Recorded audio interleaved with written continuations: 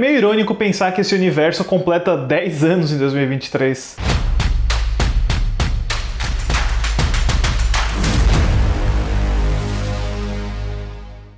Olá, fãs da Sétima Arte, meu nome é Lucas Nascimento e esse é o Lucas Filmes, e hoje eu tô aqui com mais um ranking agora para falar sobre os filmes aí no universo estendido da DC, o DCU, que é a franquia de filmes interconectados que começa com o Homem de Aço de 2013 e agora tá chegando num ponto de ruptura bem relevante com The Flash, do Andy Muschietti. Mas antes, eu pedi para você curtir esse vídeo, se inscrever no canal e ativar o sininho para não perder a notificação dos próximos vídeos. Bom, como vocês pediram na enquete, eu vou fazer aqui o meu ranking pessoal da minha opinião dos 14 filmes do DCU até agora, e como eles contam só essa franquia interconectada, a gente não leva em consideração o The Batman do Matt Reeves ou o Coringa do Joaquin Phoenix, são apenas os filmes do universo Zack Snyder e derivado do Zack Snyder.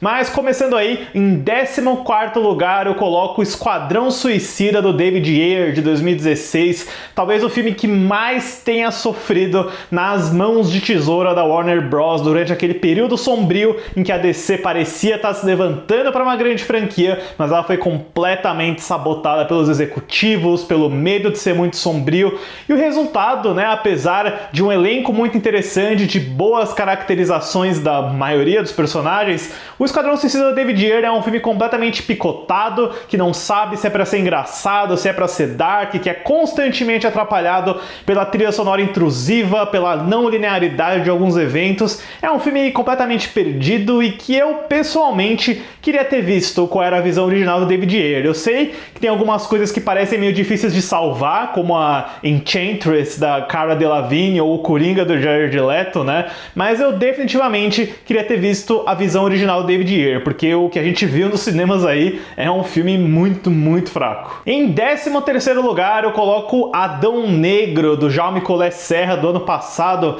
É um filme extremamente frustrante, né? Porque você vê que tem muito talento envolvido, Dwayne Johnson, Pierce Brosnan, todo o elenco montado ali, e especialmente o Jaume Collet Serra, que é um diretor, assim, muito bom para fazer produções de gênero, mas não dá. O Adão Negro, para mim, o maior problema dele é ser extremamente genérico, é o medo de não querer abordar o lado herói do Adão Negro tão bom quanto eles poderiam, né? É um filme que força a barra para transformar o Adão Negro em mais um super-herói genérico aí do The Rock, e pra ser bem sincero, eu não curti muito o trabalho do The Rock nesse filme, eu achei ele bem apático, não muito carismático, e não me interessei tanto por nada além de alguns quadros, de algumas cenas de ação. É mais um filme de super-herói genérico, assim, que não acrescentou nada, na minha opinião. Em 12º lugar eu coloco Liga da Justiça de 2017, o Justice League, né, como o pessoal gosta de chamar. É o corte da Liga da Justiça que foi finalizado, refilmado e lançado pelo Joss Whedon. Então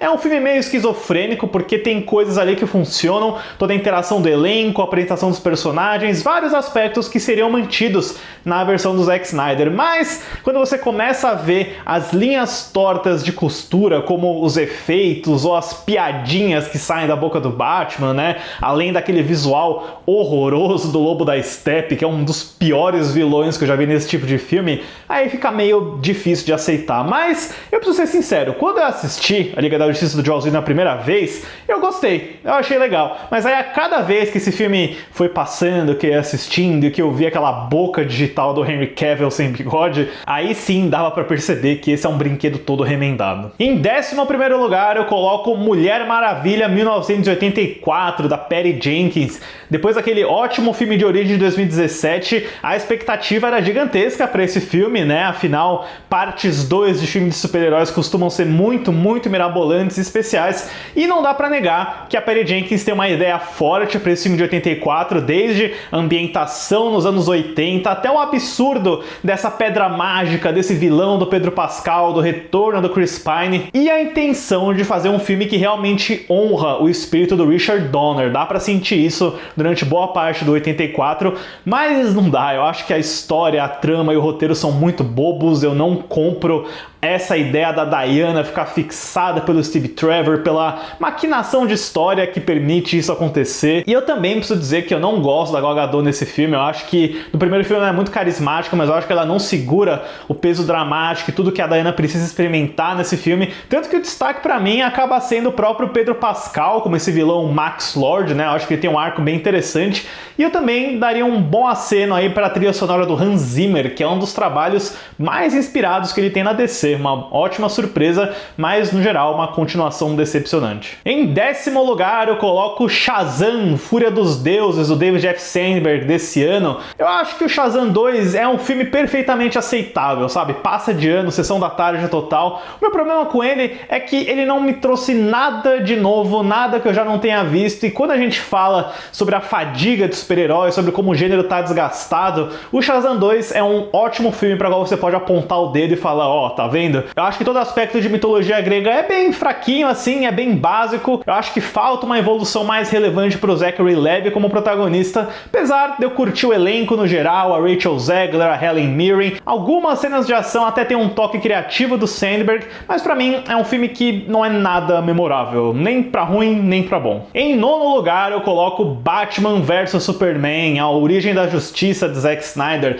talvez o filme mais divisivo da última década, eu não tenho dúvida disso. Tem gente que acha que isso é uma obra-prima dos deuses, tem gente que acha que é um dos piores filmes já feito, e pra mim ele não é nenhum nem o outro. Eu acho que tem aspectos bem interessantes no Batman vs Superman, sobre a visão de mundo do Superman, sobre esse lado mais dark, armamentista do Batman do Ben Affleck, que eu considero muito bom no papel. Acho que o Affleck tá excelente nesse filme, assim como a atmosfera pesada no geral. Eu gosto desse tom que o Zack Snyder dá, eu gosto de como ele enxerga essas figuras como deuses, mas eu não consigo negar, o roteiro e toda a plot do BVS é muito fraca. Eu detesto o Lex Luthor do Jesse Eisenberg, eu acho que é um dos maiores erros de casting que a gente viu nesse gênero em muito tempo, e eu acho que o filme pra mim erra crucial no motivo do conflito do Batman e do Superman. Eu acho que quando o filme chega nessa batalha do título, apesar de ser divertida, ela tá totalmente errada, na minha opinião, do ponto de vista moral, de o que tem que acontecer, e especialmente porque ela acontece porque o Lex Luthor sequestrou a mãe do Superman, né? Tem muitas coisas no Batman Superman que são terríveis pra mim, mas ainda tem alguns aspectos que eu consigo relevar e admirar, como, por exemplo, a cena do pesadelo, o Nightmare, né? Me parece que é o filme que o Zack Snyder queria fazer desde o início, e sem sombra de dúvida é o melhor momento do filme pra mim. Em 8º lugar eu coloco Shazam, o primeiro filme de 2019 do David F. Sandberg, e como eu comentei aqui no canal, na minha retrospectiva, é um filme que acerta muito bem na referência dele e no tipo de história que ele quer contar, porque é literalmente e se uma criança tivesse superpoderes. Então o filme tem uma inocência, uma ingenuidade e um senso de diversão que funciona muito bem graças ao elenco, ao Zachary Levi, ao Jack Dylan Grazer e também ao bom vilão aí do Mark Strong, né? Apesar de não ser um filme muito mirabolante visualmente ou no espetáculo, ele consegue acertar muito bem nessa vibe de filme de Natal com elemento fantástico. Eu acho que o primeiro Shazam é uma joia. Em 7º lugar eu coloco Mulher Maravilha, da Patty Jenkins, de 2017. É o filme que finalmente trouxe uma vitória unânime pro DCU durante aquela primeira fase, né? Ninguém botava muita fé no Homem de Aço, no BVS, no Esquadrão Suicida, mas Mulher Maravilha foi tipo um home run, né? Uma história de origem clássica que segue muito bem a jornada da Diana, muito bem representada pela Gal Gadot, e especialmente o romance que ela tem com o Steve Trevor do Chris Pine em meio à Primeira Guerra Mundial.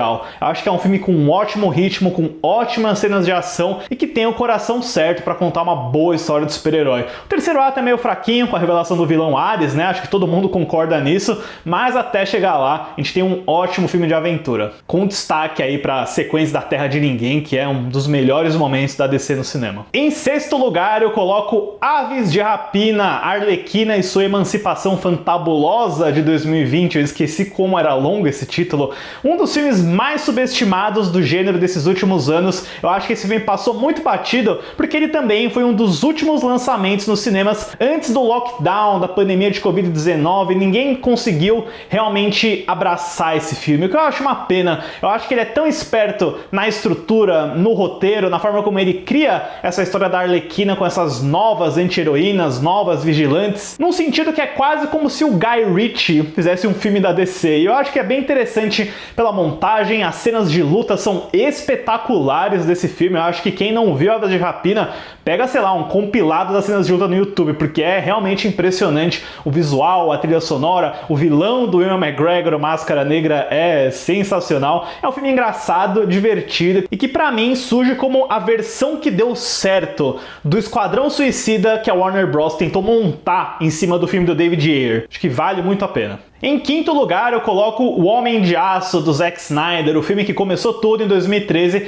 que apresenta esse reboot mais dark, mais realista e muito pautado na ficção científica por Superman, né? Uma visão ousada que muitas pessoas não gostam, que preferem o Superman mais otimista, mas eu compro. Até certo ponto do filme, eu tô super dentro dessa história, eu acho que o Henry Cavill faz um ótimo Clark Kent / Superman, e eu definitivamente adoro o trabalho de direção e de câmera desse filme. É um dos meus usos de câmera na mão e linguagem documental preferidos que eu já vi num filme de Hollywood. Sério, eu adoro a estética desse filme, a execução, o traje. O que me perde no Homem de Aço é que eu sou tão fã da abordagem inicial, quase documental, quase road movie, do Clark Kent viajando pelo mundo como um andarilho, salvando pessoas aqui e ali. E quando esse filme vira um Dragon Ball, destruindo cidade como se fosse aviãozinho de papel, com muito CGI, bonecão pra todo lado, aí o filme me perde, infelizmente. Mas eu gosto bastante da visão, da ideia que esse filme apresenta. Em quarto lugar, eu coloco Liga da Justiça de Zack Snyder. Agora sim, Release the Snyder Cut.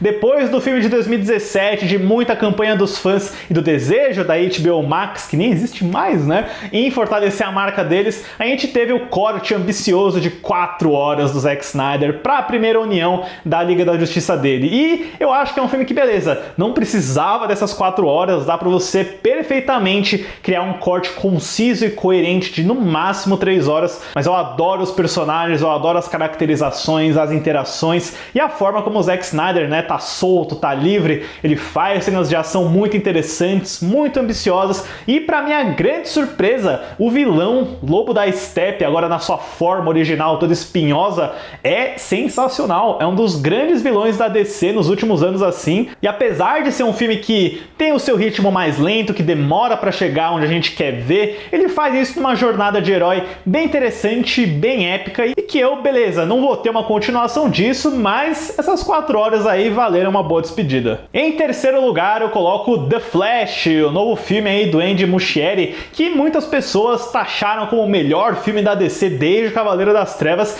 e eu tenho que discordar disso. Eu não acho que o filme é pra tanto, afinal ele tá em terceiro aqui, né, mas para o que ele se propõe, fazer essa jornada, essa exploração do Barry Allen através do tempo e do multiverso, é um baita filme. Eu acho que o Andy Muschietti e a roteirista Christina Hodson miram bastante em De Volta para o Futuro, em filmes de paradoxo, de viagem no tempo, e o resultado é mega divertido, é empolgante, tem um ritmo gostoso, é muito bom ver o Batman do Michael Keaton, a Supergirl da Sasha Calle, mas o grande atrativo desse filme é tudo que eles fazem com o Barry Allen, o personagem do Flash. É um ótimo estudo de personagem dentro aí de uma viagem pelo tempo que é muito surpreendente, tem o seu fanservice, tem os easter eggs, mas o que mais me impressiona mesmo é o coração do filme e a jornada emocional que ele tem. Em segundo lugar, eu coloco O Esquadrão Suicida do James Gunn de 2021. Agora sim, depois que o Esquadrão Suicida do David Ayer não deu certo, o James Gunn entra para fazer o dele nesse filme que é meio que uma continuação, mas também reboot. Ele reaproveita membros do elenco e, beneficiado aí pela classificação Rated R, ele faz um filme que é bem sangrento, mas que também é bem engraçado, tem ótimas cenas de ação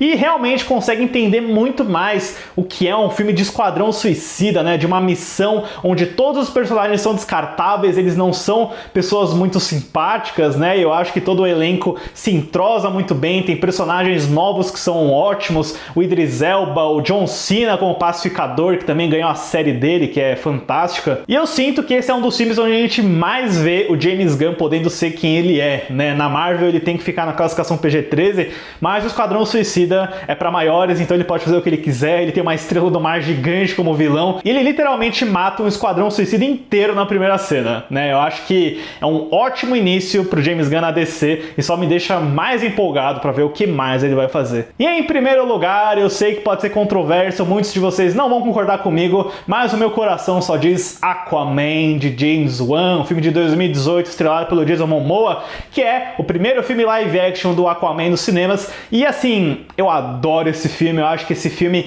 é épico com caps lock, é um épico que eu não via desde o Gore Verbinski fazendo Piratas do Caribe dele. Eu acho que esse filme tem uma jornada muito simples, mas que é completamente aventuresca, é um Rei Arthur moderno que funciona, tem cenas de ação espetaculares, seja embaixo da água ou seja pelos telhados da Itália. É um filme maravilhoso que eu não vejo a hora de falar mais em detalhes aqui. Eu vou trazer uma crítica completa quando Aquaman 2 estrear, mas eu já adianto aqui que Aquaman do James Wan é o filme imbatível da DC dessa última década pra mim. Bom, pessoal, esse é o meu ranking pessoal e nada controverso aí dos filmes da DC. Então agora eu quero saber de vocês, deixem aí nos comentários como que fica o ranking de vocês do DCU e também suas expectativas para The Flash, que chega nos cinemas amanhã. Certo, pessoal? Obrigado pela visita e até a próxima sessão.